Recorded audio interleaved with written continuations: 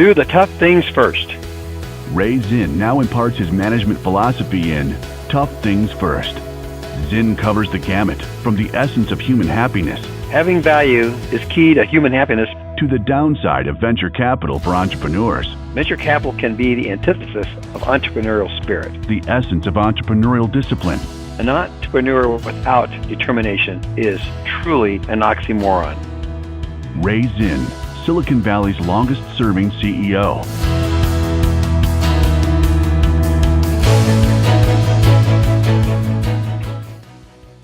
According to Ray Zinn, adversity is like manure. It stinks, but it helps us grow.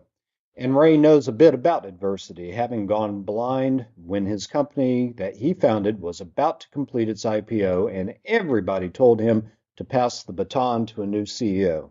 20 years later, and still legally blind, Ray was still at the helm of Micrel Corporation.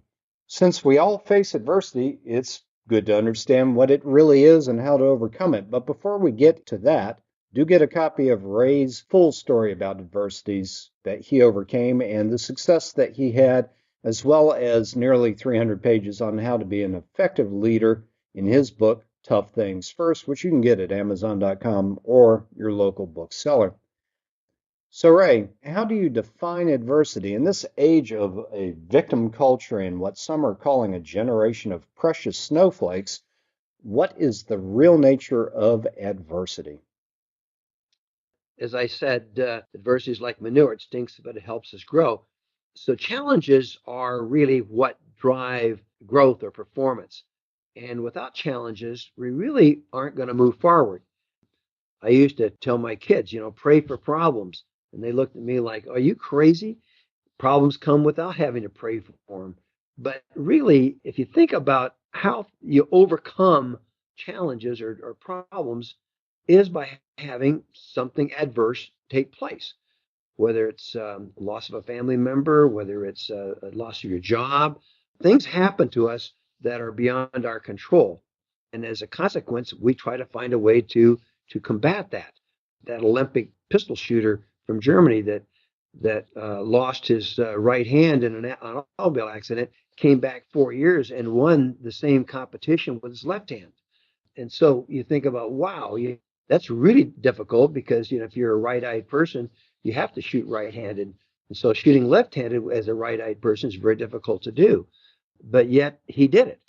Or others who've lost a limb or another part of their body have done great feats of performance by overcoming that loss of that limb. As you mentioned earlier about losing my eyesight during the IPO, I thought I was a goner. I thought that was going to be the end of Ray Zinn. But I decided I wasn't going to let that be the stumbling block for me, and I overcame my lack of vision, and my memory improved tenfold. So when you have one part of you that isn't functioning right, the other, your body adapts.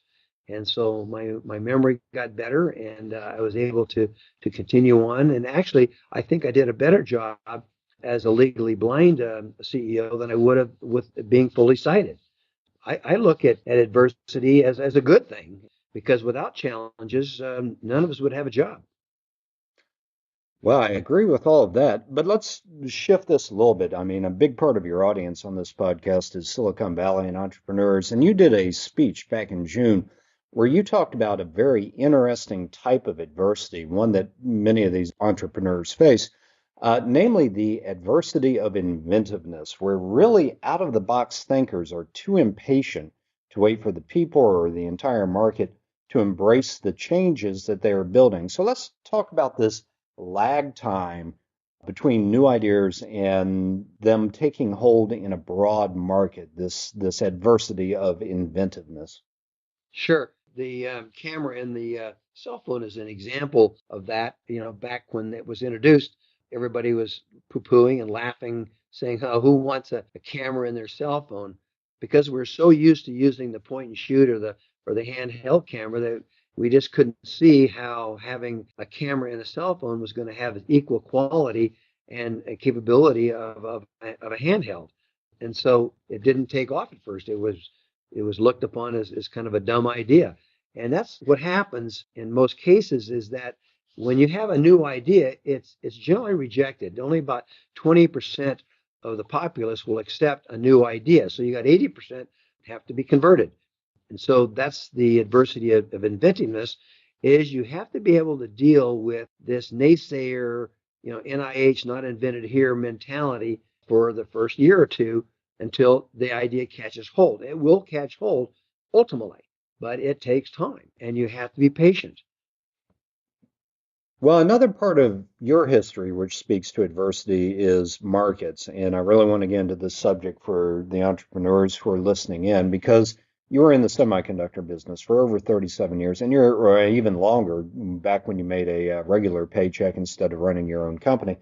And you profitably survived some really, really wild market fluctuations, including the entire dot-com meltdown of the early 21st century. Every industry has cycles and fluctuations. So how does a green CEO handle this particular adversity? You have to be prepared for it. Their cycles will happen. Product cycles are anywhere between 3 and 5 years. And so depending upon where you are with your idea within that product cycle, you have to look ahead. You have to be able to have that crystal ball and see where the market's headed and be prepared for the worst.